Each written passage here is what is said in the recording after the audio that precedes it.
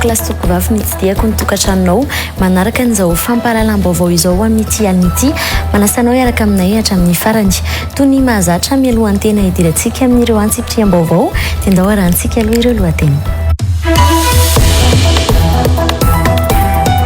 Teteza mita tsy mitazona ny Andradjoelina ho filoham-pirenena izay tsy maintsy mametra-pialana 90 andro mialohan'ny fifidianana no tanjona ao anatin'ny gouvernemanta Teteza mita apetraka nomana ny fifidianana na ny GENI, gouvernement d'entente nationale intermédiaire pour les élections ho imetra Antra Razafy tao amin'ny fandarana miara-manonja androany. Tsy mahazo milatsaka amin'ny fifidianana filoham-pirenena sy ny fifidianana solomam-bahoaka ary ny fifidianana isan'ambaratonga eto Madagasikara. Mandritra ny 7 taona ihany koa izy ireo miditra ao anatin'izany gouvernemanta Teteza mita izany sy araky ny satany GENI io izay niparitaka teny amin'ny tambazotra tserasera androany.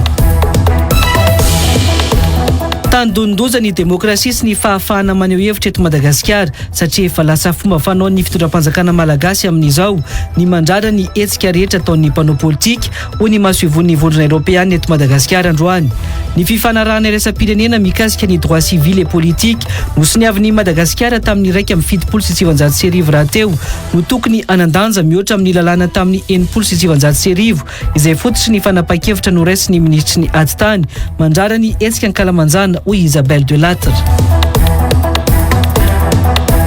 Mety zavatra iova ao anatin'ny lalàna mifeny arena kibontany ka raha ohatra ka tapaka amin'ny fandiniana amin'ny komisiona ny ampandrosoana ny Madagasikara ka hosoloana mandritra ny fivoriana iombonana noho ny baik midina dia ho tsarain'ny tantara ho ny filohan'ny komisiona misahana ny arena kibontany. Lalàna mifeny arena kibontany Lovainjafy no apetraka raha ny nomariany izay andraisan'ny solomam-bahoaka, ny teknisiana sy ny firaisamoam-pirenena ary ny solontenan'ny ministeran'ny arena kibontany nandritra ny fandiniana ny volavolan-dalàna mifeny arena kibontany nivoaka tamin'ny asambomera voalohany androany. Ny antso ny federasion'ny baolina kitra nomeny prima amin'ny mpilalao izay nitsemboka sy niady tamin'ny tranona ny filoham-pirenena Andradjoelina ary nanamariany fa ireo niady no tokony nomena izany mba tsy ahamenatra. Nilaza kosa nefa ny mpamakafaka ara-panatanjahantena Mirado Rakoto Malala fa aradrariny raha toa ka nahazo anjara ireo izay namolavola ireo mpilalao saingy lazany fa izy fiantraikany amin'ny lalao hafa izany raha toa ka nilaza ny mpanazatra ny Bariatranina ny alohan'ny fionany tamin'ny ministeran'ny fanatanjahantena ny ariva teo fa tokony nomena 700 ny mpilalao tao anatin'ny fizarana ny prize money io ary 300 no zarain'ny federasiona tamin'izay nanaovana azy.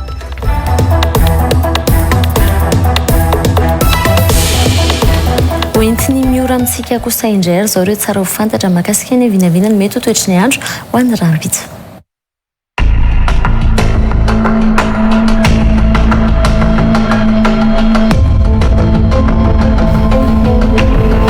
Ankafaliana topiklazy topikavavy no entiko hiarabananao any tokantrano any manaraka ny fampahalalam-baovao eto amin'ny Real TV Madagasikara amin'izao fotoana izao.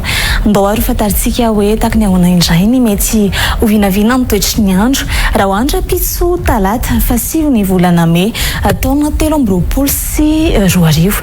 Ety ampiandohana dia sara ny maramarika fa efa miala amin'izay fahavaratra izay isika nefa efa miditra ihany koa tsikelikely amin'ny vanim-potoanan'ny ririna satria dia efa tsapa ho mangatsika ny andro. Raha ny maripana kosa indray nefa ny andro dia vinavinaina saika hafana manerana ny nosy. Andao ary ho fantaritsika izay mety ho vinavina ny toetry ny andro izay raha ny tapa-maraina ho an'ny afovoantany no ndeha hanomboantsika azy dia saika efa nimbiasa ny rahona sy ny masoandro izy ho maina noho izany ny andro amin'ny ankapobeny toy izay ihany koa ny ato fianaratsy soato fa raha ny any nosy be kosa ary no anohisantsika izay mety ho vinavina ny toetry ny andro izay dia efa nimbiasa ny rahona sy ny masoandro nosy be ka vinavinaina manodidina ny 4 ka hatramin'ny 7 degré celsius ny maripana. Raha toa ka hiverenantsika kosa ary ireto faritra sisa ambiny ireto dia hitoetra ny rotsako ahorana tanifindrahona Toamasina sy Sainte Mariate fa efa nimbiasa ny rahona sy ny masoandro kosa any amin'ny tapany avaratra sy tapany asimony noseny. Toy izay ary ny mety ho vinavina amin'ny toetry ny andro ny tapa-maraina. Ndao fantaritsika manaraka ary hoe taky ny ahoana kosa izay mety ho toetoetry ny andro izay ny tapany ariva. Raha ho an'ny afovoantany Atrany no anohizantsika izay dia mbola itoy izay fifanimbiasa ny rahona sy ny masoandro izay fa raha hijerintsika ny Toamasina dia efa nimbiasa ny rahona sy ny masoandro izy raha toa ka mbola ito kosa izay orana tandrifindrahona izay any Sainte Marie any. Raha ny marim-panambandrindra ary no fantaritsika manaraka dia tazana izany no any Fianarantsoa izay vinavinaina manodidina ny 13 ka hatramin'ny 14 degré celsius ary tazantsika ho an'ny ato Mahajangato ny maripana ambondrindra izay vinavinaina manodidina ny 12 ka hatramin'ny 13 degré celsius. Toy izay ary ny mety ho vinavina amin'ny toetry ny andro raha hoandra pitso talata. Raha ny masoandro kosa ho an'ny Afotan dia hiposaka amin'ny 9 ora maraina ary ilentsika amin'ny 5 ora sasany ariva. Ankasitrana isika rehetra ary niaraka aminay hatramin'ny farany ary mbola manasa mampanazana naraka ny fampahalalam-baovao eto amin'ny Real TV Madagasikara. Mirary herinandro vaovao ampifaliana ho antsika rehetra ary veloma tompoko.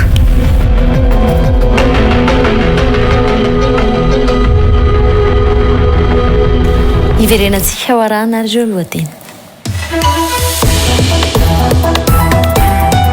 Teteza mita tsy mitazona ny Andradjoel ho filoham-pirenena izay tsy maintsy mametra-pialana 90 andro mialohan'ny fifidianana no tanjona ao anatin'ny gouvernemanta Teteza mita apetraka nomana ny fifidianana na ny GENI, gouvernement d'entente nationale intermédiaire pour les élections hoy maître Antra Razafy tao amin'ny fandarana miara-manonja androany.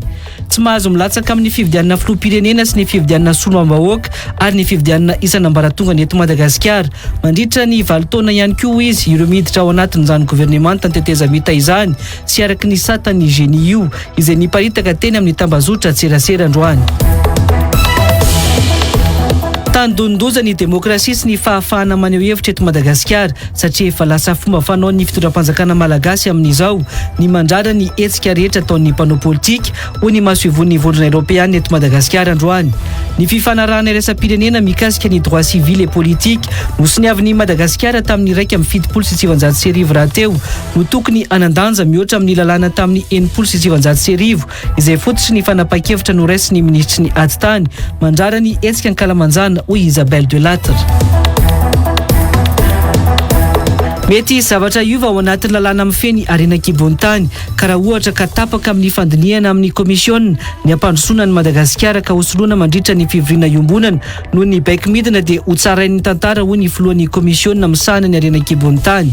Lalàna mifeny Arena Kibontany Lovainjafy no apetraka raha nomariany izay andraisan'ny solomam-bahoaka, ny teknisiana sy ny firaisamonim-pirenena ary ny solitena ny ministeran'ny Arena Kibontany nandritra ny fandiniana ny volavolan-dalàna mifeny Arena Kibontany nivoaka tamin'ny asambomera voalohany androany. Niantso ny federasion'ny baolina kitra nomeny prima amin'ny mpilalao izay nitsemboka sy niady tamin'ny trana ny filoham-pirenena Andradjoel ary nanamariany fa ireo niady no tokony nomena izany mba tsy ahamenatra. Nilaza kosa nefa ny mpamakafaka ara-panatanjahantena Mirado Rakoto Malala fa aradrariny raha toa ka nahazo anjara ireo izay namolavola ireo mpilalao saingy lazany fa izy fiatraikany amin'ny lalao hafa izany raha toa ka nilaza ny mpanazatra ny Bariatranina ny alohan'ny fionany tamin'ny ministeran'ny fanatanjahantena ny ariva teo fa tokony nomena 700 ny mpilalao tao anatin'ny fizarana ny Prez Monnaie io ary 300 no zarain'ny federasiona tamin'izay nanaovana azy. Ho an'ny vaovao politika avy hatrany manohana ny vahaolana ametrahana gouvernemanta Teteza mita antsoina hoe GENI na gouvernement d'entente nationale intermédiaire des élections ny solombavam-bahoaka Antra Razafy raha nambarany tao anatin'ny fandaharana miara-manonja androany. Teteza mita tsy mitazona ny Andradjoel ho filoham-pirenena mihitsy kosa no tanjona amin'ny GENI io izy ka tsy maintsy hajaina ny fahataperan'ny fehim-piasany filoham-pirenena Andradjoel izay tokony ametra-pialana 90 andro mialohan'ny fifidianana. Ho an'ny mpandrindra nasionaly ny antoko HVM Marivo Rakoto vao moa dia ny tsy fahavonona ny fanjakana ametra-pianana manara-penitra mihitsy no manosika ny fametrahana ny Teteza mita izay voizina amin'izao fotoan'izao io. Raha nilaza kosa i Anik Ratsiraka sekretera nasionaly ny antoko Arema fa tsy misy maharatsy ny Teteza mita mihitsy raha izay no lalana entina hitondrana fanatsarana amin'ny lalam-pifidianana. Tojo Rabefaritra sy Andry Rabesaotra. Samy mifanilika amin'ny tena tompony hevitra amin'ny fitadiavana Teteza mita amin'izao ny avy amin'ny fanoherana sy ny fitondram-panjakana. Efa nilaza ny kandida ho filoham-pirenena Paraina Auguste fa ny fitondram-panjakana amin'izao mihitsy no nangataka tamin'ny SADC ny ametrahana Teteza mita roa taona fa tsy ny fanoherana velively. sy ny aty ny mangataka an'izany transition zany fa izy tao ny nangataka 12 ans tamin'ny sadek nandalo teto hoe mangataka iay mba mbola sy voniny. Io tsy fahavonona ny fanjakana ametraka fividianana manara-penitra sy ekeny rehetra amin'izao fotoana izao io mihitsy no manosika ny fametrahany ny tetezamita izay voizina amin'izao fotoana izao ho ny mpandrina nasionaly ny antoko HVM Rivo Rakotovao. Lalànantsika dia efa voalaza fa tapitra ny mandany le filoham-pirenena am-perinasa tokony atao zany ny fifidianana zay tokony zay nefa mamaly le fanontanianao faharoa toa ohatrany tazana amin'ny fitonam-panjakana tsy niomana amin'izany anao fifidianana mba manara-penitra ahafahany rehetrarehetra maneho ny heviny ary indrindraindrindra miaro ny safidy ny vahoaka ao anatin'ny mangarahara sy ny ataoko hoe ny fanajana ny zay safidy zay ka zany mahatonga ankehitriny la iresaka hoe hiditra tetezamita indray ve tsika zany mampanofo ratsy ny malagasy zany. Afaka irosona tsara ny tetezamita hoy kosa Yannick Ratsiraka satria mitovy amin'izay avokoa ny zava-nisy na tamin'ny 2 na tamin'ny 20 tokony manana sy apetraka tsara ny fomba hitantanana izany dia afaka ny hitondra fampandrosoana ho an'ny firenena ho ihany Yannick Ratsiraka. Transition zany ange tsy teny ratsy ny transition nisy ny transition tamin'ny 2018 satria noterena ny filoha tamin'izany andrany tamin'ny 73 députés zay naresy contre 75 iny contre 75 députés et les 73 indray no mahazo rariny dia natao ny sitrapony natao nanaiky ny filoham-pirenena tamin'izany hoe ao ary fa ataontsika ny fiarahana ampitantana tsy teny ratsy ny transition zany nisy ny transition tamin'ny 72 nisy tamin'ny 75 nisy tamin'ny 1991 nisy tamin'ny 2002 et misy tamin'ny 2009. Ny ohatra ratsy nasehon'ny mpitondra amin'izao fotoana izao tamin'ny fotoana nitondran'izy ireo ny tetezamita nandritra ny taona tamin'ny 7 hatramin'ny 4 no mampanay ny vahoaka malagasy hoy Rivo Rakotovao.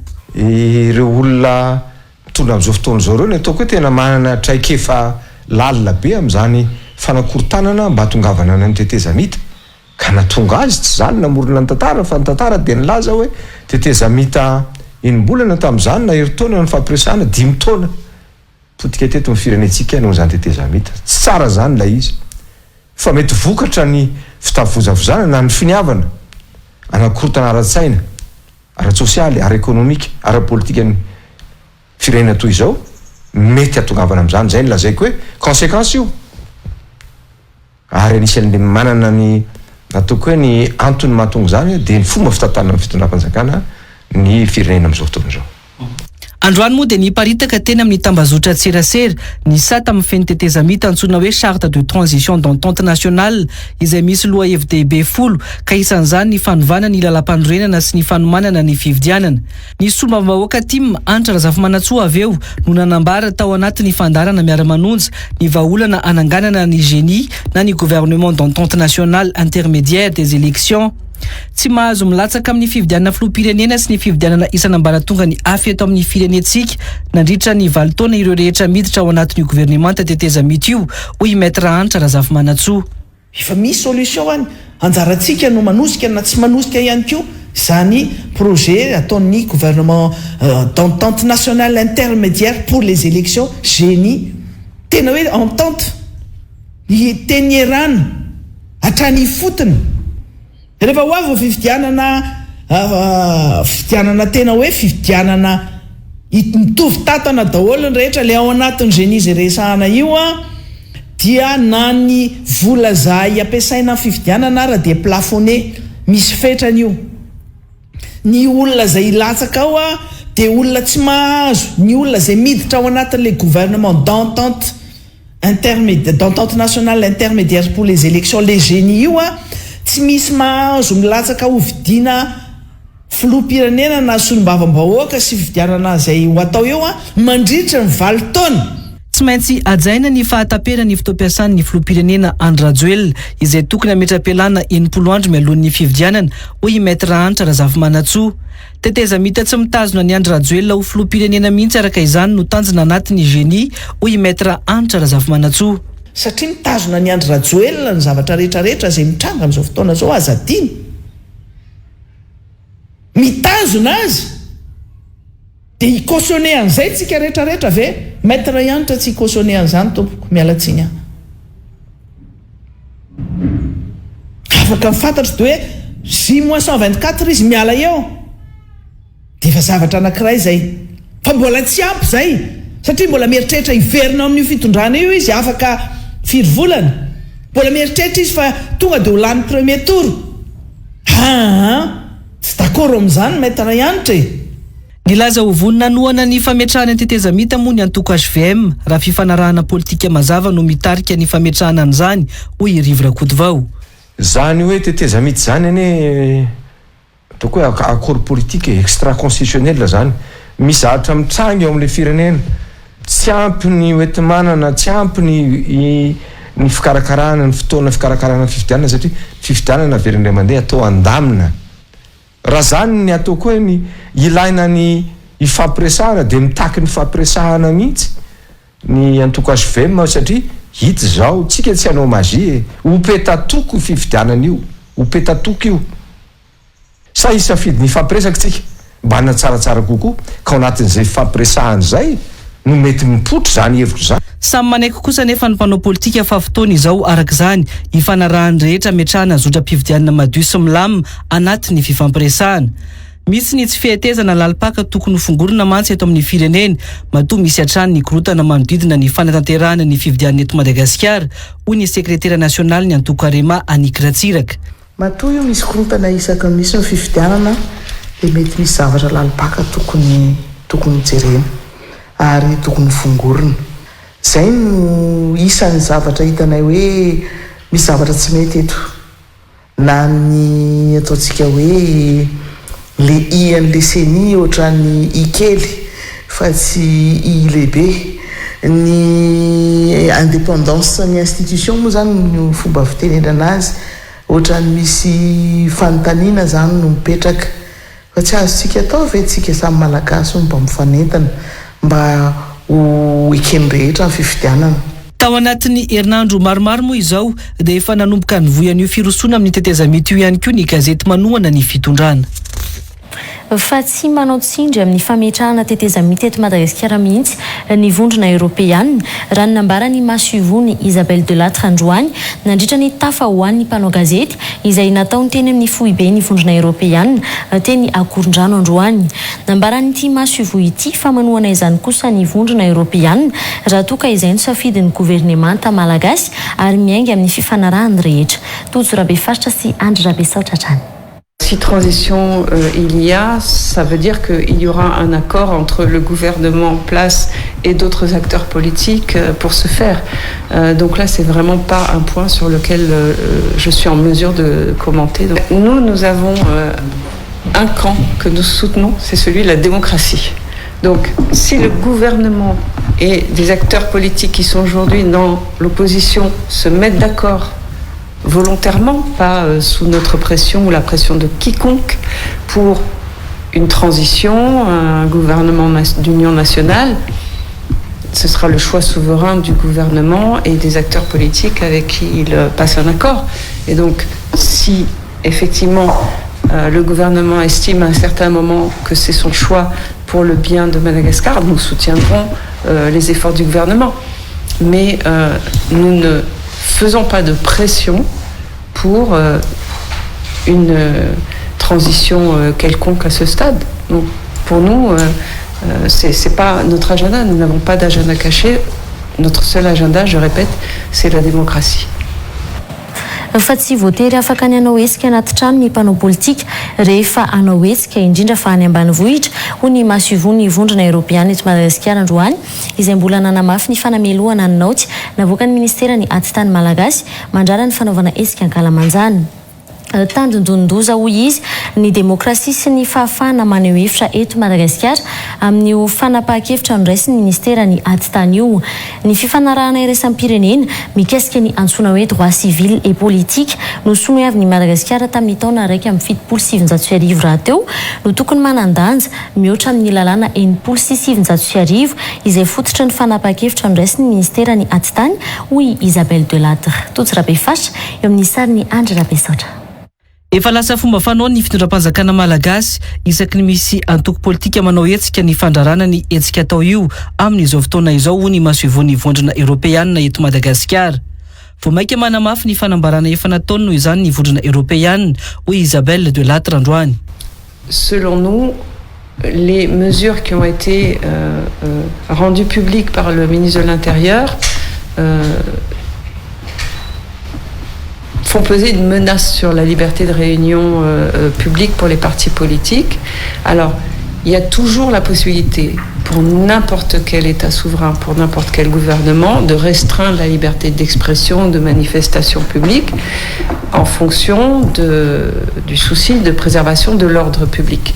Ça, c'est un droit souverain. Et on peut tout à fait comprendre que dans certains cas, sur la base d'informations tangibles, le gouvernement, le ministère de l'Intérieur décide d'interdire une manifestation. Ça se fait partout dans le monde. Ce qui nous a interpellés, c'est le caractère systématique qui tendait à limiter la liberté de manifestation publique. Tsy voatery afaka ny anao hetsika anaty trano mantsy ny mpanao politika rehetra indrindra fa any ambanivohitra hoy ny masovony vondrona Europeanina. Réduire la liberté de réunion politique publique à des lieux clos, ça restreint beaucoup l'exercice de cette liberté. Si vous prenez par exemple des réunions dans un milieu rural, vous n'avez pas forcément une salle où un acteur politique souhaite s'adresser à la population locale. Donc ça rend les choses difficiles. Efa nilaza ny toetrandro ihany koa ny lalàna noraisy ny ministerany ati-tany tamin'ny 2027 nampiasana sy nandraisana izao fanapahan-kevitra fandrarana ny fanaovana hetsika ankalamanjana izao hoy ihany ity masovo ity. Ce qui m'a aussi alerté, c'est que certes, c'est la législation malgache, mais selon nous, c'est écrit dans le communiqué, elle vient quand même contredire l'engagement de Madagascar qui a ratifié en 1971 le pacte sur les droits civils et politiques. Or, la base juridique qui est mise en avant par le ministre de l'Intérieur, c'est une ordonnance qui date de 1962. Donc, pour nous, un engagement international de 1971 doit primer. Donc avoir une mesure transversale qui vise à restreindre cette liberté d'opinion nous semble dommageable pour non seulement les libertés, mais aussi le climat d'apaisement que nous voulons pour ces élections, toute la phase qui précède et toute la phase qui suivra. Tsy ivona fa ny 7 martsa 2024 lasa teo ny vondrona Europeanina sy ireo firenena enina hafa niaraka nanao sy ny no namoaka fanambarana mitsipaka ny fanapahan-kevitra navoaka ny ministerany ati-tany mikasika ny fandrarana ny fanaovana hetsika ankalamanjana eto Madagasikara.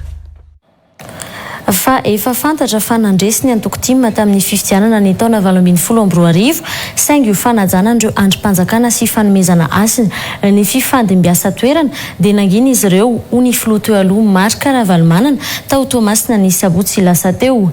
Ampy kosa nefa izay ny afetsifetsena sy ny fisainandratsy amin'izao fotoana izao ikasa angalatra ho ny nambarany. Nanome baiko an'ireo antoko timma rehetra ho mailo ka anaramaso ny lisy-pifidianana sy ny fizotram-pifidianana araka izany ity filoha teo aloha ity nandritra ny fandalovany tany amin'ny faritra Atsinanana ny farany herinandro teo. Dahorantsika ny andindinin'izay. Tsy ny ho tonga filoham-pirenena ny mahamay ny filoha teo aloha Marc Ravalomanana raha nambarany ary efa noporofony izany tamin'ny nanekeny ny voka-pifidianana tamin'ny 2012 nafantany izao aza fa nandresy ny tendany raha ny nambarany ity filoha teo aloha ity tao Toamasina ny sabotsy enina melasa teo. Tamin'ny 2018 fantatra zao fa nandresy fantatra zao fa nahazo voia hoe hofanajana no androm-panjakana hofanomezana asiny ko zany hoe fifandom-piasa toerana zany ary hoporofona eran-tany fa tsy le mitonga président naniaka ny toerana mamaiana fa ny afantarana fotsiny fa hoe malagasy malala ny tokony atao fandom-piasa toerana ampy zay hoe aminareo fa reo afetsifetsena sy fisainany ratsananareo amin'izao fotoana izao hoe angalana adorina tao. Amin'ny fomba mihaza amin'ny alalan'ny fifidianana ihany no anesorana ny mpitondra amin'izao eo amin'ny toerany ho ny filoha teo aloha Marc Ravalomanana. Tsy maintsy mangalangalana amin'ny fifidianana isika amin'izany fifidianana zany ataontsika fomba mihaja mihitsy hoe miala amin'izay nareo amin'izay.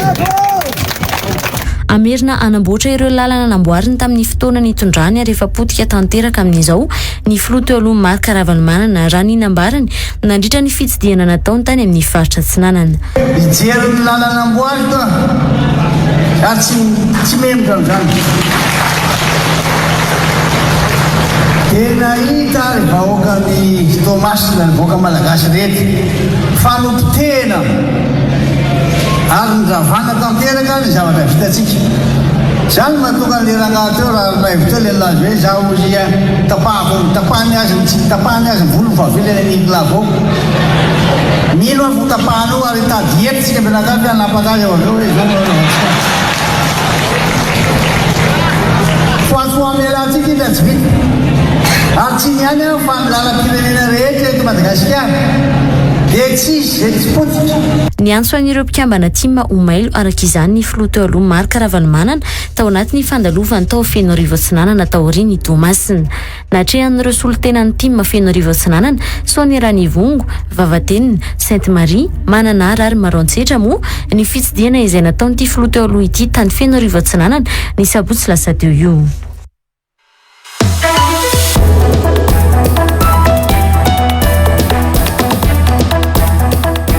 Vahiny ny fandarana l'invité du jour anio ratsinainy fahavalo ny volana May taona 2024 aoriny ny fampahalalam-bavao amin'ny 6 ora alina eto amin'ny Real TV Madagascar. Andriamatoa Paolo Emilio Rahulnarivo Solnavalna filohan'ny syndicat ny administrateur civil eto Madagascar. Irerazesaka mahakasika ny rahara mafana eto amin'ny firenena amin'izao fotoan'izao, ny rahara raisa, ny fiainam-pirenena, ny fifidianana sy ny tontolo politika. Anasananao ary onaraka izany. Ny filohan'ny Sinady indray araka izany no vahiny Gasikara Fensoa ao anatin'ny fandaharana l'invité du jour arahanao aoriana izao fampahalalam-baovao izao. Fahotoizantsika amin'ny vaovao politika hatrany fampahalalam-baovao. Tsy tokony handany vola irotsaka fidiana intsony ny filohampirenena Andry Rajoelina fa tsy ho tafaverina eo amin'ny fitondrana izany ho ny solombavam-bahoaka manohana ny miavatora Perla Bien-Aimée Zafinandro. Tsy nahavita na inona mantso izy izao fitondrana izao tao anatin'ny efataona fa ho fanoherana ny etsika ny miavatora amin'izao no mahatonga ny filohampirenena manao asa any amin'ny distrika sy mitondra ireo solombavam-bahoaka marobe mitety faritra amin'izao ho ity solombavam-bahoaka IRD voafidy tao Fort Dauphin ity. Tsy tokony hatoky an'ireo solombavam-bahoaka marobe miaraka amin'izao ihany koa ny filohampirenena satria tsy maintsy ny tombotsoa ny vahoaka ny fidy azy no hojeren'ireo olom-boafidy ireo ho Perla Zafinandro. Tozy Rabe Faritra sy Andry Rabesatra.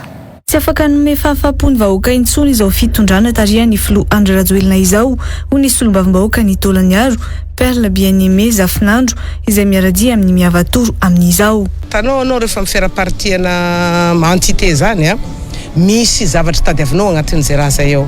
Gn'anahy la ara-pahamehana amiko dia ny fikarakarana ny vahoako. Ary natapa-kevitra anahy hiala dia tsotra. Haiko fa zao fitondram-panjakana zao tsy afaka sasy hanome fahafaham-po amin'ny fitadiavan'ny vahoaka. Ary haiko fa le fitondrana amin'izao tsy manana kapasité. Tena tsy mana kapasité fa politikina tip-topy, politikina anjoanjo, politikina ohatrohatry zay ny ampiasandreo hampandrosoana Madagasikara. Zay raha zay hita fa tsy mety. Voaingana ny rotorotona ny famalina ny antso fametrahana scanner ao Fort Dauphin ho ity solombavam-bahoaka ity raha efa roa taona no nangatahana izany. Ho fanoherana ny miavatoro no hiazaka zany ny fitondrana manao asa any amin'ny distrika fa tsy tena fijerena ny tombotsom-bahoaka ho Perla Zafinandro. Resaky paramedy. Mahavita fianarana tanora malagasy resaky paramedy. De mivengivengy eran'ny tanà igny avao. Magnino ka regny olo regny mba alefa amin'regny CSB2 ambanivohitra regny. Na zany tsy takatry ny fitondrana eo fa aleondreo mahita ny vahoaka maty. Ya. Isorako a Fort Dauphin fa araky ny henoko efa nahazo an'le scanner fa zany scanner zany ane zaho vatako nangataka an'iny fa roa tao e. am'izao mihesiky miavatory namegny scanner isorako anareo zay raha zay fa zay avao de efa magnatoro sahady hoe tsy lahara-pahamehana aminareo mihitsy le fahasoavan'ny vahoaky fa am'izao ny zavatra ataonareo zay raha ataonareo iaby io a de ataonareo hikontroevanareo an'le mihavatoro fa tsy hoe ny hataonareo amin'ny tombontsoan'ny vahoaka. Efa tokony ametra-pialana araka izany ny filoham-pirenena Andrazoelina ary tsy tokony handany vola amin'ny fividianana intsony satria tsy olan'ny vahoaka intsony hoy ity solomavim-bahoaka ity. Anao président nilatsaka ho filoham-pirenena satria nieritreritra hoe afaky hitondra vahaolana hialany ny malagasy amin'ny fahantrana.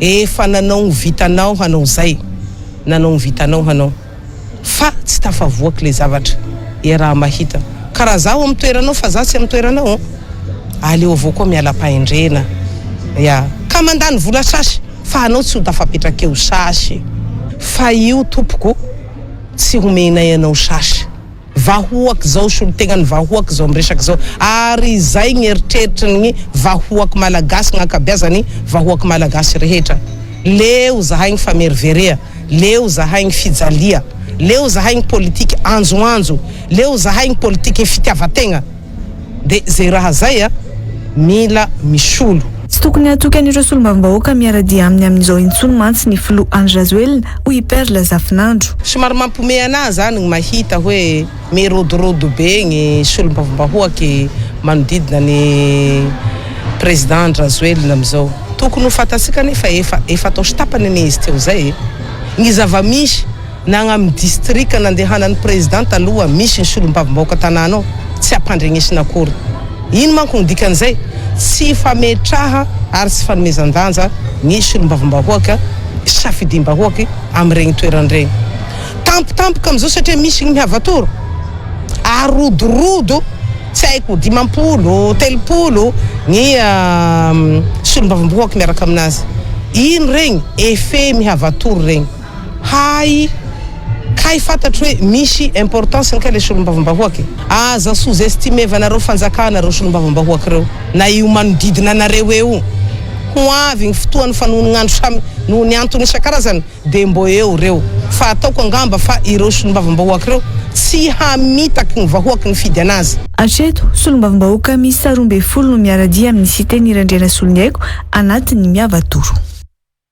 Fa fanovana maro sosona no atao ao anatin'ny lalàna mifeny Arenankibonitany naroso ny gouvernemanta ka hoentitra amin'ny fanaraha-maso ireo fanovana ireo ny komisiona ho ny solombavam-bahoaka Mohamad Ahmad filohan'ny komisiona Arenankibonitany androany tsy maintsy okitiana ny mikasika ny fanajariana ny tany amin'ny toeram-pitrandrahana sy ny mikasika ny vola miditra eny ifotony ranonambarany sata mifeny Arenankibonitany olovainjafy no apetraka ka tsy tokony isy ny fanovana amin'ny alalan'ny fivoriana iombonana noho ny baiko midina ho ny filohan'ny komisiona Arenankibonitany nandritra ny fivoriana voalohany nataony Voamery niaraka tamin'ny ministera ny Arenankibonitany sy ny firaisamonim-pirenena teny amin'ny anteny miram-pirenena androany Tojo Rabefatra sy Andry Rabesaotra no mitatra izay. Toerana 7 hektara isaky ny mpitrandraka raha kely indrindra ny ampahatany omena ny mpitrandraka Arenankibonitany tsy voafaritra mazava ao anatin'ny lalàna vaovao mifeny Arenankibonitany anefa ny fanatsarana ny fanajariana io tany omena ny mpitrandraka io ho ny solombavam-bahoaka Rodin Rakotomamonjy mpikambana ao anatin'ny komisiona Arenankibonitany. Betsaka nefa ranonambarany ny trano ny fiangonana na fasana na toerana manokana an'olon-tsotra voakasika ka lasa miteraka disadisa tahaka ny zava-nisy tany Somamanina hoy izy. Faty Madagasikara ty de vita carreau zany hoe vita kadastra zany amin'ny olona tsirairay avy mitompo lasa misy tompo dolo Madagasikara ty Madagasikara ty io zefa tsy napetraka zareo anatin'le nangatahana tao hoe any amin'le resaka ambanin'ny tany reny resahany satria le misy ny ambonin'ny tany de misy ny ambanin'ny tany zany hoe meton zany hoe ty tany ty zany titré aminao fa ny ambonin'io tany io misy vatosoa misy volamena tsy anao fa ny omban'ny tany ombany zany de raha ohatra anao zany norona trano de tsy maintsy miteny ato ambony hoe angataka amin'izany vao mahazo mangataka ny manao an'le tranonao titre zany omban'ny tany no anao satria samy hafa mihitsy zay nangatany hoe misy zavatra tokony réforme ho atao mihitsy zany le izy araka ny zavatra misy fa tsy refontony lazainy. Tsy maintsy ampifamadiana ao anatin'ny lalàna vaovao io ihany koa ho ny solombavam-bahoaka ny mananjary ny vola omena ny vondrom-bahoaka itsinjara-pahefana tsy azo ekena mantsy ny mbola andefasina vola be azo avy amin'ny fitrandrahana ho any amin'ny fanjakana Foibe, hoy ny solombavam-bahoaka Mamiaja Charlot. Sy ampy ny fahefana nomena ny comité territorial décentralisé satria amin'ity dia mizanona ho mpagnaramaso sy mpagnamitatitra izy. Eo koa ny fisinjarana ny ristourna minier 3,5% ho arosaka amin'ny kitapom-bola mpanjakana Foibe, fa ny 1,5% no ho zarainy ny faritany, ny commune ary ny région. Samy manana 0,5% sy rariny zany, zaravilana zany. Tokony afamadiky ho farafarasina. Tokony 3,5% avelegny fotony hampandrosoana ny faritany sy ny faritra ary ny commune. Isy ny fanovana entina ao anatin'ny alana amin'ny feny arena kibon-tany io ka ho araha-maso akaiky ho ny filohan'ny komisiona. Oety misy zavatra iova io amin'ny mandritra ny fandiniana zany code minier zany. Fa ny zava-dehibe ho hitan'ny vahoaka eran'ny Madagasikara, hitan'ny vahoaka malagasy rehetra tsy vaky volo ny fahavonona ny fotoanam-panjakana ampandrosany ity firenena ity. Ka raha ohatra ka tapaka amin'ny fandiniana amin'ny komisiona ny zavatra hita hoe ampandrosony Madagasikara ka hosolona amin'ny séance plénière nony resaka baiko midina miaraka amin'ny maha hoe vondrona politika dia ho hitsarany tantara eto atsika fa ny zavatra teko apetraka dia code minier na volavolan-dalàna amin'ny fena arena an-kibon-tany sy loharanokarena stratégique ilovanjafy ipetraka amin'ny tantarany Madagasikara. Solombavam-bahoaka folo no nanatrika ny asambomera androany teny Tsimbazaza niaraka amin'ny ministera ny arena kibon-tany sy ireo firaisamoam-pirenena isanjokajiny ary ny mpandrarà amin'ny arena kibon-tany. Fa ho an'ny lafy vaovao afaka hosaindray ny sorany lehibe ny fampanoavana tsy ho filohan'ny lavitra ny vady tany intsony i maître Rakotonirina Erilalaina vadiny Raisara Zaivola raha nambarany tao anatin'ny fanambarana nataony. Misy ny fanaovana valifaty ao anatiny raha ampitsarana momba ny Raisara Zaivola ho ihany ity filohan'ny lavitra ny vady tany ity. Antsonja ihany koa no atao amin'izy mianakavy raha nambarany ka nanaovany antso ho an'ny filoham-pirenena mba hijery akaiky momba ity raharaha ity. Ransika ny andindiny zay ary. Fandikan-dalàna ny fanisorana azy amin'ny toerany filohan'ny lavitry ny vaditany eto Madagasikara izay nataony lehibe ny fampanoavana ambony taorian'ny fivoahan'ny didy momba ny Raisara Zaivola hoy maître Rakotonirina Erilalaina. Nolanin'ny ireo vaditany mandrina ny Madagasikara mantsy ny tena noho izy kanefa izao esoriny lehibe ny fampanoavana ambony amin'ny toerany izao. Vita ny vadika io dia natao ihany koa ny fanalana ay sy ho filohany no lavitry ny vaditany sy mpanao lavanta eto Madagasikara. Izay zavatra tsy ara-dalàna. Miaina antsika eto amin'ny tany demokratika ary ny tena koa dia voafidy ara-demokratika ny vaditany rehetra eraky Madagasikara. Kanefa tena hita fa tena tsy ara-drariny ary fandikana lalàna no nataony filohan'ny fampanoavana ambony. Tsy mitombona ho ihany ity vadiny Raisara Zaivola ity nivesatra ny ampangany Raisa tao anatiny nambara fa fikasana mon'olona nataony. Efa noporofony vavolombelona iray avy amin'ny mpitory raha teo fa tsy nisy ny fitazona ny Raisara Zaivola antsy ho etra ny maître Rakotonirina Erilalaina. Marihana moa fa zavatra niseho iny ary tao anatin'ny fotoana andro vitsivitsy alohan'ny niterany ny vadiko no miseho raharaka mahagaga ihany hoe afaka mamon'olona ve 5 taona matanjaka eritseriny ny vadiko izay efa miandro voka.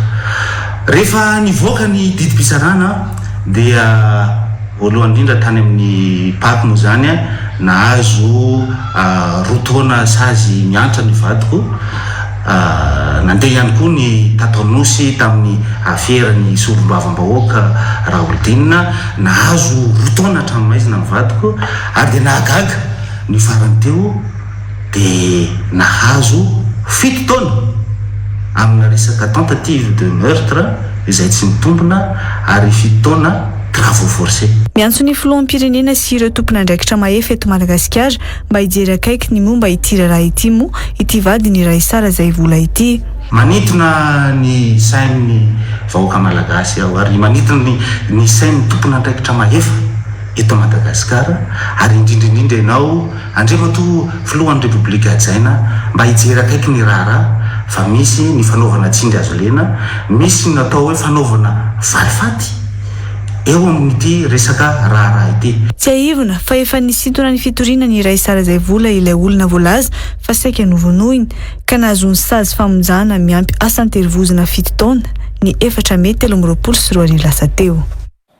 Ho an'ny vaovaon'ny fanatanjahantena, tokony ho mety raha toka 7 isanjato ny prime nomena ny mpilalao sy ny mpanazatra ny Barea Atrana ary 3 isanjato no ho an'ny federasiona raha ny sosikevitra naroso ny mpanazatra coach Roro androany ny alohan'ny fivoriana izay notanteran'izy ireo tamin'ny ministeran'ny fanatanjahantena tetsy Ambohijatovo ny ariva teo. Tsy mitaky 100 isanjato amin'ny vola azo nandritra ny tranon'io izy ireo raha nomariany nandritra ny fifampiresahana tamin'ny mpanao gazetiny Real TV teny an-toerana. Nivory tao anatin'ny ministeran'ny fanatanjahantena moa ireo mpilalao ny Barea Atrana ireo ny ariva teo. Lomena Ravaoarivony sy Nambinina Ravelo Arsan. Ny fampahafantarana nataon'ny Federasiona Malagasy ny baolina kitra tao amin'ny page Facebook ny Federasiona Malagasy ny baolina kitra androany maraina no nampahafantaran'izy ireo fa lasa ny Federasiona Malagasy ny baolina kitra ny 3 isanjato ny vola $10,000 izay azo nandritra ny tranona ny volana janoary lasa teo. 50 isanjato kosa nomena ireo mpilalao, 10 isanjato ho an'ny club, 10 isanjato ho an'ireo ligue paritra sy ny Pro League de Madagascar, ho an'ny mpanazatra ny Barea Atrana nefa 50 dia nisy 20 le mizarazara ho an'ny OPL dia ho an'ny ligue dia ho an'ny club. Ho anay zay le teneniko hoe any amin'ny tambajotra serasera iny no mivoaka, tsy mbola zay zany mieritreritra hoe tsy officiel iny. Tsy nisy resaka fizarana ho an'ny Orange Pro League raha nambarany coach Roro tao anatin'ny taratasy voalohany nasehon'ny Federasiona Malagasy ny baolina kitra azy ireo momba ny fitsinjarana io prize money io. Nomariany ihany koa fa anjara ny Federasiona no mizara ny vola fa tsy izy ireo no ilaza izay tokony ahazo na tsy amin'izany. Ny hoe fahitana hoe normal ny 3 isanjato an'ny FMF. Mety normal izy raha 3 sy 7 dia tsy maninona. Fa rizany tsy mijanona tsy voatero 3 tamin'ny voalohany ny taratasy avy any amin'ny FIFA ny tsy nisy resaka Orange Pro League. Dia za ve zany zao teny hoe foana indray ve zany aloha taratasy avy any amin'ny FIFA nanomboka tsy fantatra nanomboka oviana. Satria ny tany amin'ny FIFA tena tsisy an'izay. Fa le tany amin'ny FIFA dia hoe omena ny club dia omena ny ligue. Dia raha ny fiangian'izay zany mieritreritra hoe foana zany ve zany izy. Tsy ilay taratasy avy any amin'ny FIFA indray zany izy zany amin'izao fotoana izao ny zavatra miainga zany amin'izay. Ny antson'ny Federasiona Malagasy ny baolina kitra mba hanome ny valik'asasaran'ireo mpilalao niatrika ny tranona ireo ny mpanazatra izay niaraka tamin'ny mpilalao androany. Nandeha tsara ngeny resaka hoe rehefa misy io dia ho avy ny fitsinjarana aradrariny, mifampiresaka tsara tsika dia zay ny izay zavatra zay nefa tsy nisy teo. Dia zay ny nahatonga an'izao zavatra zay le fampiresan'izay ny tsy nisy. Ny ariva teo nisy ny fivoriana no tanterahany ireo mpikambana amin'ny Barea Atrana ireo tamin'ny ministeran'ny fanatanjahantena. Tsy mbola nisy kosa nefa ny fanambarana ofisialy nataon'ny Federasiona Malagasy ny baolina kitra momba io raharaha io ankoatra ny fampahafantarana nataon'izy ireo ao anatin'ny page Facebook-ny. Fa tsy izay olona tsy niezaka no azo prime ho ny filohan'ny Repoblika raha nany mpiresaka ho an'ny Federasiona Malagasy ny baolina kitra omaly nandritra ny fiaonany tamin'ireo atleta malagasy teny amin'ny lapam-panjakana Iavoloha omaly. Ireo mpilalao baolina kitra sy ny mpanazatra tao anatin'ny Barea Atrana no niady ny tsemboka ary nahazo medaly ho ny filoham-pirenena ka matoa izy ireny ny lalao dia mba ahazo fankasitrahana. Mahamenatra ho ny filoham-pirenena ny tranga tahaka izao izay niantsony ny ministra ny fanatanjahantena ijery manokana ity tranga ity. Ndao arantsika ary nitatitra izay. Eto moa manao antsiano ho an'ny federasiona ny foty satria rehefa miezaka ny atleta dia mba ahazo fankasitrahana, mba ahazo prime. Fotrany gaga mahita hoe ohatrany tsy omeny federasiona le mpilalao le prime tena tsy mety zany mba jerevy zany monsieur le ministre raha meo amin'ny mpilalao any ny prime fa reny ny ady, reny nahazo médaille, reny ny tsemboka, reny no aniezaka fa tsy zay olona tsy niezaka kory no ahazo prime indray. Ka za moa eto dia miteny hoe mba ameo an'ireo ny mpanazatra, mba ameo an'ireo mpilalao ny sahaza azy mikasika an'izany prime zany satria mahamenatra ny zavatra ohatran'izany fa tokony mba atao hitsiny sy rary ary za zao ny antso anareo mpilalao avao hoe raha tafiakatra quart de finale nareo dia zao ny prime azonareo, raha tafiakatra finale nareo dia zao ny prime, miady mafy daholo. Tokony efa nandray lesona tamin'ny lalao kanina farany nataony taona 2014 ny Fédération Malagasy ny baolina kitra amin'ny fizarana ny prime ho an'ireo mpilalao ho ny mpamakafaka ara-panatanjahantena Naval Rakotoartina androany. Lasa misy tsy fidiviana eo maso ny mpilalao avy eto an-toerana amin'ireo mpilalao avy any ivelany ho ihany nambarany. No Mariany Mirado Rakotoarmalala nefa fa aradrariny raha toa ka misy anjara ho an'ireo Pro League izay isany namolavolana ireo mpilalao hatrany am-boalohany. Isy fiatraikany amin'ny fanomanana ny lalaon'ny nosy raha mbola mitohy olany fizarana ny prezimony io amin'izao ho ihany Mirado Rakotoarmalala androany. Nansirana Evson sy tokony hainina Randrianjatovo. Le izy aloha marina dia mbeloha fa normal raha misy fizarana le izy fa eo amin'le lanjan'izay hoe 3 sy 7 zay no mametra-panontaniana satria raha raisitsika tamin'ny CAN 2019 dia contraire an'io le izy 7 isan-jato ny mpilalao 3 isan-jato nen'ny FMF zany hoe ny géren'ny FMF zany le satria misy koa budget de fonctionnement ny FMF donc tsara kokoa jurisprudence en 2019 tokony 7 isan-jato nomena an'ireo mpilalao ary tokony misy ny fampiresahana fa tsy tonga dia hoe décision unanime raisin'ny fédération le izy. Aradrariny nefa ny fizarana izay nataony FMF io hoy Mirado Rakotoarmalala rary no izy raha toa ka mba mahazo ny anjara ny Pro League izay namolavola an'ireo mpilalao ireo. Hitako hoe raha par rapport amin'le clé voalohany mivoaka dia misy ohatrany hoe équitable kokoa le faharoa raha ohatra izy ka mieritreritra hoe nisy ezaka nataon'ny rafitra sasany toa ny Pro League, ny club, ny ligue izay raha amiko manokana aloha dia tena nanao ezaka lehibe namolavola an'ireo mpilalao nametraka fifaninanana namolavola dia ny fahatanorana ny fahakely sy ny rehetrarehetra dia miendrika le fanapahan-kevitra ny afotsiny no anisan'ny divako hoe tokony manana tombony ambony foana ny mpilalao ary zay zao ny zavatra mitranga azafady ny mpilalao sy ny mpanazatra mahazo 10 isan-jato dia ny rafitra mahazo 10 isan-jato 10 isan-jato ohatran'izany.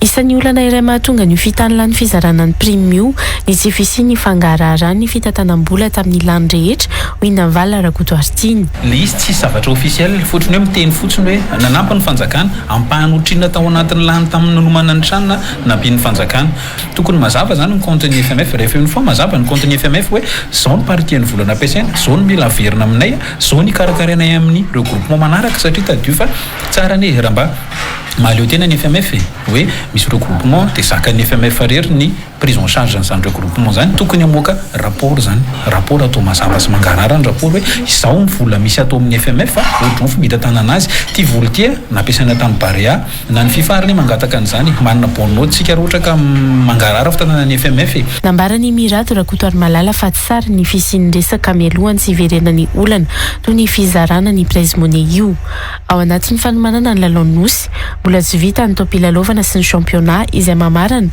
ary tsy maintsy mbola isy ihany koa ny lalao fifanitsanana amin'ny CAN amin'ny volana Jona izay nomariny fa mety ho voakorotana.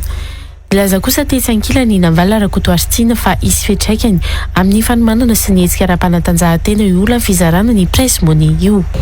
Amiko le izy resaka communication mety tsy tena mipaso tsara dia mety hoe lesoka ka tokony hoe ho atsaraina manaraka dia hoe atao mialoha ny fifanarahana eo anivon'ny équipe nationale sy ny fédération. Za miteny fa io zavatra mitranga amin'izao io lasa io hitarika antécédent io alohan'ny nanao baolina ny bandy lasa antany ohatrina ny primanay dia fikorotananao anatin'ny baolina kitra foana amin'izao satria lasa misy indray hoe rehefa bandy locaux hoe dia tsy raharahiana dia sa ambanimbaniana hoe ty dia zay fa rehefa bandy expat dia tsy samikitika fa namena 7 isan-jato any bandy locaux 30% lizy lasa tonga amin'izay lizy zany satria raha tokony source-na motivation ho an'ny bandy zany lizy ho an'ny bandy eto amintsika milalao eto toerana amin'ny championnat Pro League lasa olana indray lizy aveo satria hoe sy revo zay zany dia tsisy miraharaha zany fa tonga dia io le izy aprendre ho aleseve. Raha ny fizarany FMF io ny 5 alina sy ny roetsy euro tamin'ny vola $10,000 azo nandritra ny tranona tany Algérie ny volana janoary lasa teo no nomena ny Maria Tranona raha toka no tsinjaraina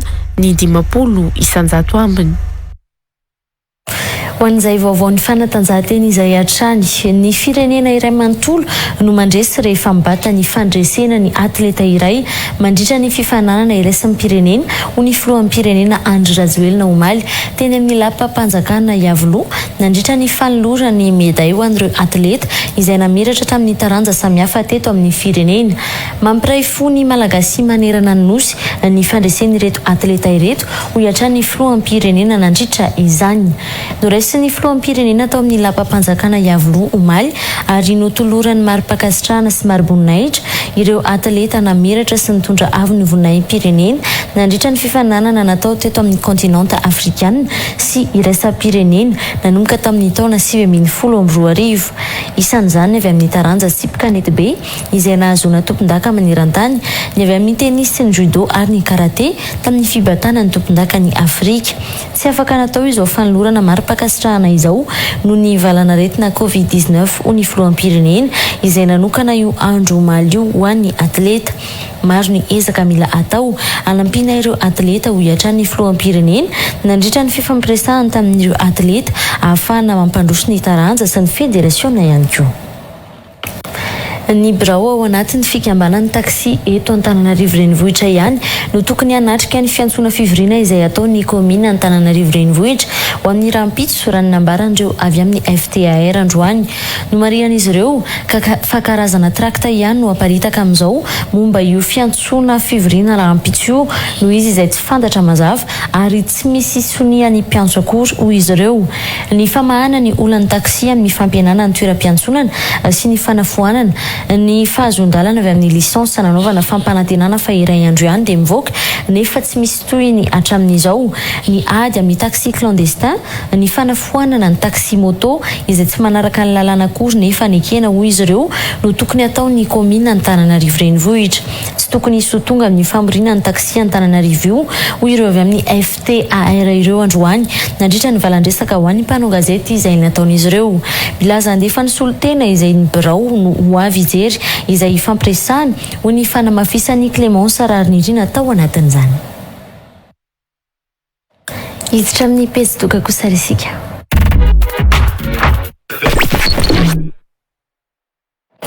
Tamin'ny alalan'ny fanomezan-drano no nanamaria ny kung-fu ny fanombohan'ny fankalazana ny 17 taona ny joroany tamin'ity androany ity. Mahery ny 2 ireo mpanao kung-fu nanome raha ho an'ny androany tetsy amin'ny HGR Anosy ho fanampiana ny mpiarabelona sy ny vahoaka malagasy.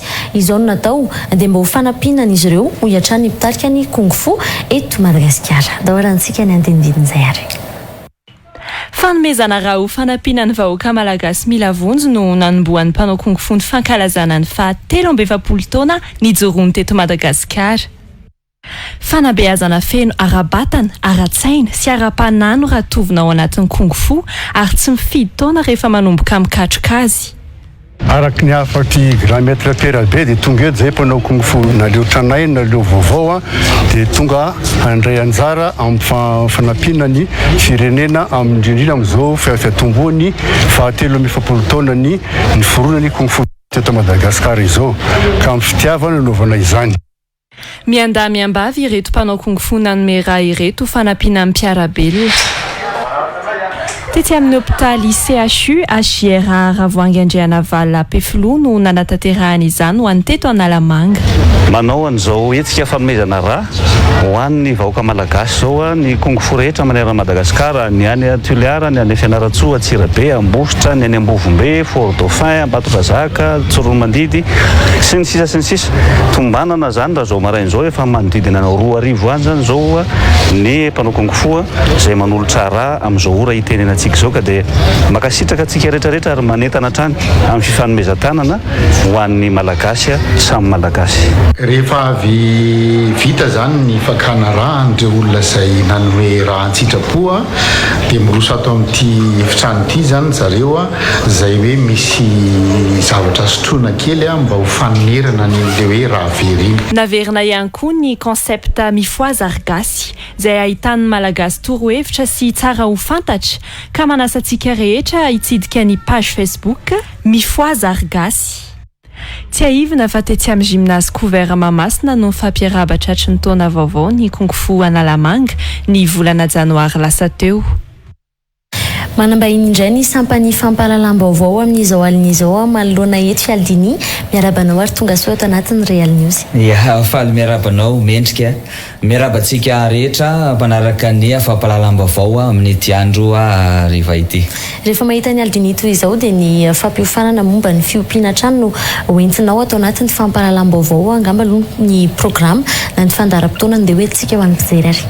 Efa kaiky kely tokoa ny programantsika momba ny fampiofanana fiompiana ho antsika eto Antananarivo dia amin'ny alarobia izao zany hoe rafakapitso zany dia rafakapitso tsika miofana momba ny akoho gasy sy ny poulet de chair amin'ny lakamisy izao isika dia miofana indray momba ny fiompiana kisoa mampiteraka sy ny manatavy ao anatin'izay koa ny kisoa gasy satria za zao mahita eny an-tsena eny dia kisoa gasy no varotan'le olona eny an-tsena eny dikan'izay kisoa gasy zany dia hopily le olona sasany rehefa any aminazy any dia rehefa ao anatin'le fiofanana izy mahafantatra amin'izay hoe aika ity ny tena rasana kisoa tena tsara dia iny no hopiny avy eo.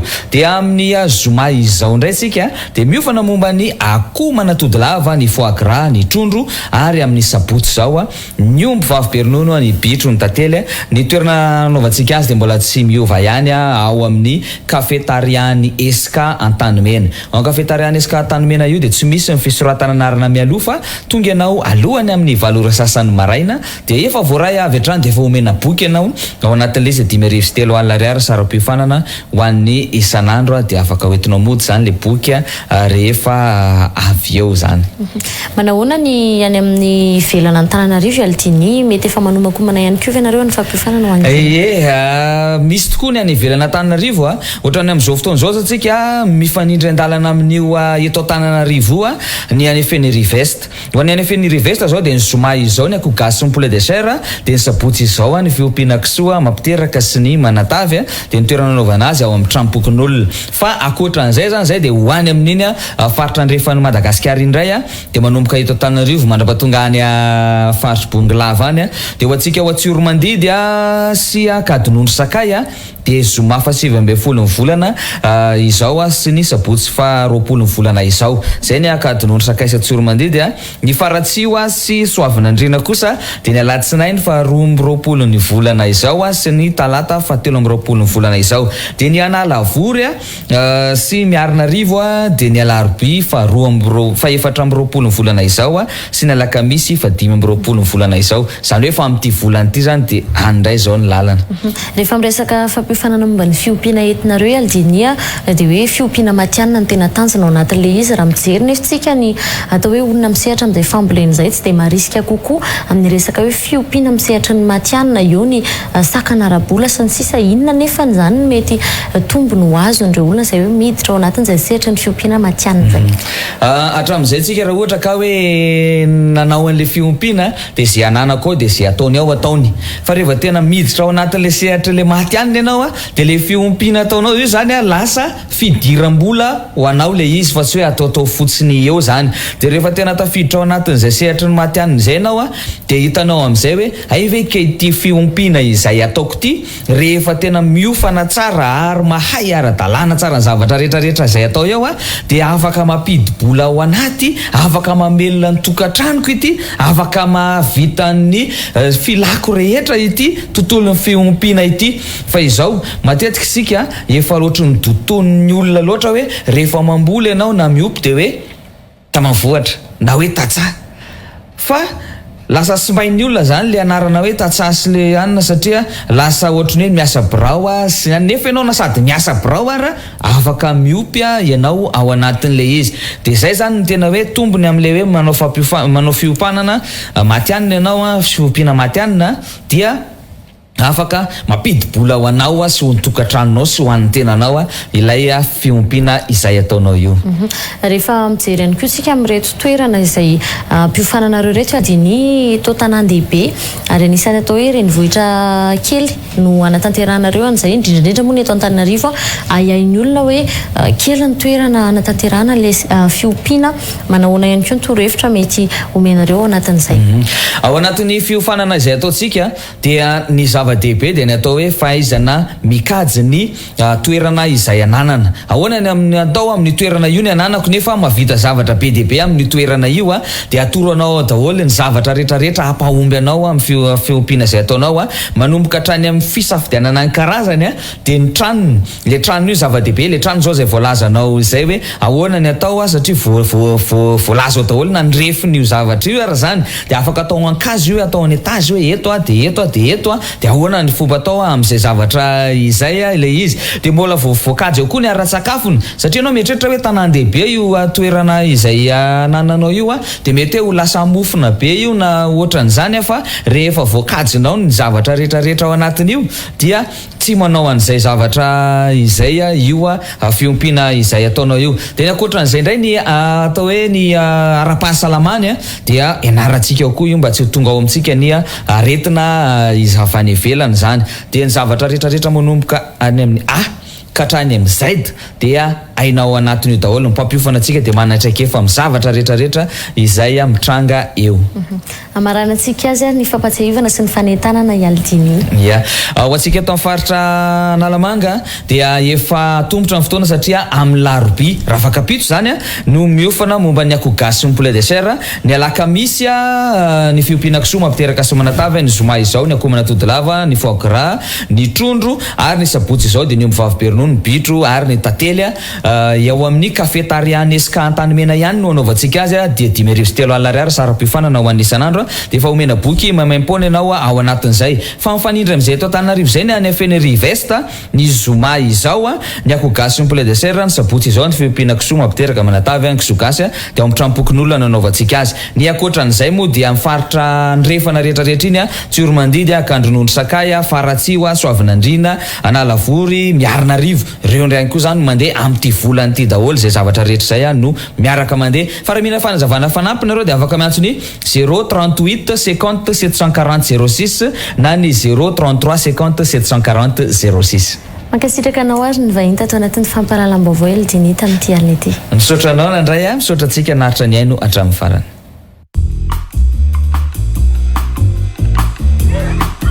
Ce n'est pas n'importe quel rasoir Bic. C'est un Flex 5, doté de 5 lames. Enfin, plutôt 6. Chaque lame s'adapte au contour de votre peau, tout en douceur. Même sous le nez, en toute facilité. Sa sphère métallique améliore l'équilibre pour un rasage parfaitement contrôlé. Je garde toujours le contrôle. Bientôt. Bic Flex 5. Révélez le barbier en vous. Plus d'argent sur votre compte Orange Money? Pas le temps de se déplacer? Gérez facilement votre compte bancaire depuis votre téléphone, depuis le dièse 144 dièse ou votre application Orange Money. Et profitez du partenariat d'Orange Money avec les banques BOA, Baobab, BMOI, la Société Générale. Désormais, vous pouvez aussi lier votre compte Orange Money avec votre compte SIPEM. Rendez-vous en agence de nos banques partenaires et gérez votre argent depuis votre mobile, partout et à tout moment. Orange Money. Ny faranatreto tompoko lasy tompoko vavy ny fampahalalam-baovao tamin'ity an'ity ankasitrahako feno ianao nanaraka izany hatramin'ny farany azadinoana fa tony mahazatra antsika dia mbola isy ny fandaharana l'invité du jour hoentiny gasikara feno soa aminao ny tenina kosa mametraka ny mandrapitafa ho amin'ny raha mipitsy indray matoko.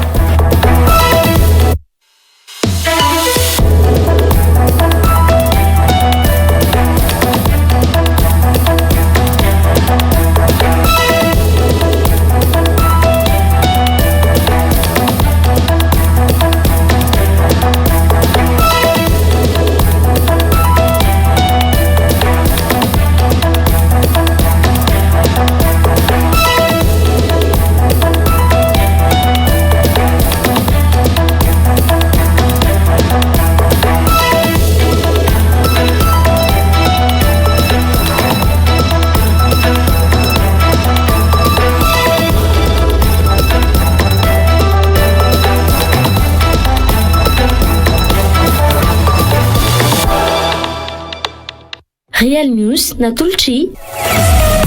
Saint-Gilbert Telma, des actualités uniques, dynamiques et renversantes dans Real News. Si.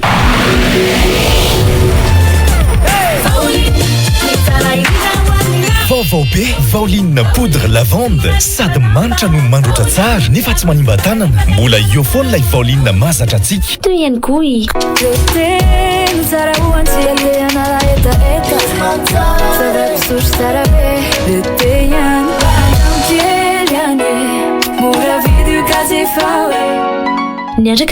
Premium Expo Compagnie vous présente la 2e édition du Salon de l'électricité, des énergies renouvelables et des hydrocarbures. Les 12, 13 et 14 mai 2023 au Palais des Sports Mahamazina. Mampini. Azo antoka foana fa atsiro na andro rehefa ampiarahana amin'ny sardine Libérator. Ary vao mihinana indray dia te hihinana foana. Libérator, une liberté de saveur. Ari.